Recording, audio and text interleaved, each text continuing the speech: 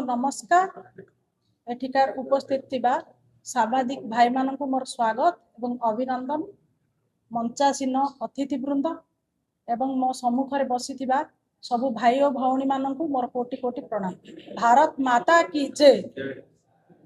बंधुगण, आजिकार मुख्य उद्देश्य गत 16 एवं 17 तारीख 2 दिन धरी स्वतंत्र अधिवेशन बसतिला। से स्वतंत्र अधिवेशन रे आमर 3टी बिल पारित करबा पई बैठक होइतिला। से 3टी बिल हला संविधान रो संशोधन बिल, आ जोटा रहला डिलिमिटेशन सीमा निर्धारण बिल, एवं तृतीय हला केंद्र शासित अंचल रो संशोधन बिल। ए 3टा बिल पारित करबा पई माननीय मोदी जी आर मुख्य उद्देश्य थिला नारी शक्ति बंधन अधिनियम को सुदृढ़ करिवार मुख्य लक्ष्य। किंतु दुख और परितापर विषय भाविबा गले जो विरोधी दल थिले सेठी धनिया जाओ कांग्रेस, समाजवादी पार्टी एवं टीएमसी, डीएमके एवं अन्यान्य सहयोगी सेटाकू पारित करबा पई खारज कर देथिले। तांकर खारजर वर्तमान आज प्रतिशोध परायण ए महिला गोष्ठी होती। साधारण जनसाधारण मध्य दृढ़ निंदा या दृढ़ निंदा करा जाउछि। सेमानकर केवल गोटे मुख्य उद्देश्य थिला जे महिला माने विधानसभा क्षेत्र रे किंबा एमपी सेगमेंट रे से माने चाहू नांती महिला माने 50% भागीदारी होन। सेमानकर मुख्य उद्देश्य कारण जदि डिलिमिटेशन न हुए, डिलिमिटेशन एंड जनगणना ए दी जन उभय उभय को परिपूरक। डिलिमिटेशन जदि न हुए ताहले सीमा निर्धारित माने निर्वाचन मंडली गुड़ाक पॉइंट आउट हेई परिबो नाही। ए डिलिमिटेशन आ जनगणना ए दुईटा हेले आगामी 2029 रे महिला माने तांकर 33% रिजर्वेशन रे सेमानकर संरक्षण टाकू से माने लड़ी पारि थांते। किंतु दुखर विषय डिलिमिटेशन को प्रायतः मिनिमम तो ये शॉर्टकट पीरियड रे हुए नहीं, ये को 6 मास लगी जाए।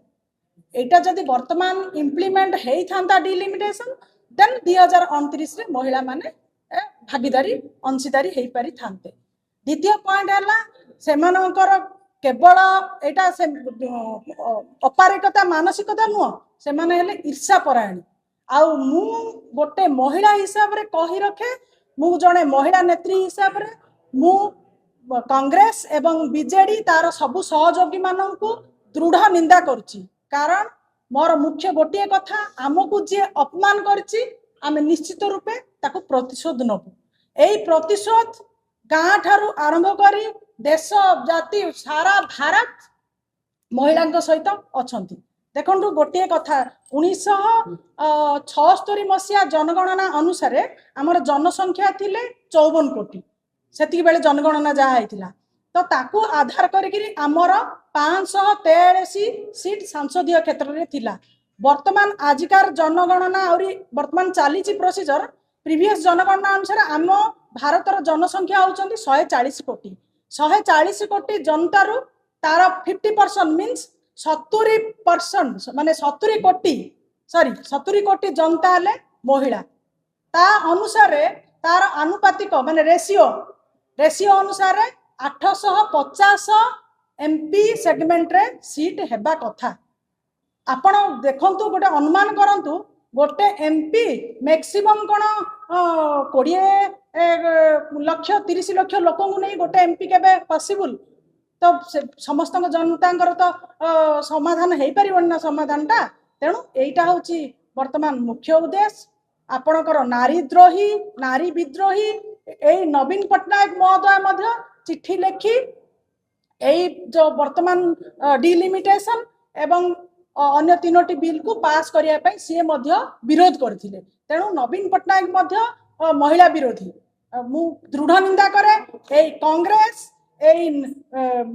बीजेडी आपण माध्यम आमे आगामी महिला मानू मोर अनुरोध एवं आपण जरिया मोर जनसाधारण को अनुरोध जे आगामी दिन रे आगामी निर्वाचन रे आम एरिया रू बीजेडी पक्ष एवं कांग्रेस आमे करबा हमर दृढ़ संकल्प आमे महिला माने वर्तमान निजे निजे सुदृढ़ हो सारिछु आमे घर घर बुली एई विद्रोही लोक माननकु आमे निश्चित रूपे प्रतिशोध नबु कारण पौराणिक क्षेत्र रे जिबे जत्र नार्या पूजन्ति तत्र रमन्ति देवता अर्थात जेउठी नारी माननकु पूज्य करा जाए सेठी स्वयं नारायण बसवास करंती किंतु आपण पौराणिक क्षेत्र रे देखंतु एते बड़ रावण स्वयं सीता को जो भाया सी अपमान करते तार अपमान स्वरूप एते बड़ स्वर्णर लंका ध्वंस हो जाइथिला तेणु बंधुगण एई जो आत्मगर्वी अहंकारी कांग्रेस ए राहुल गांधी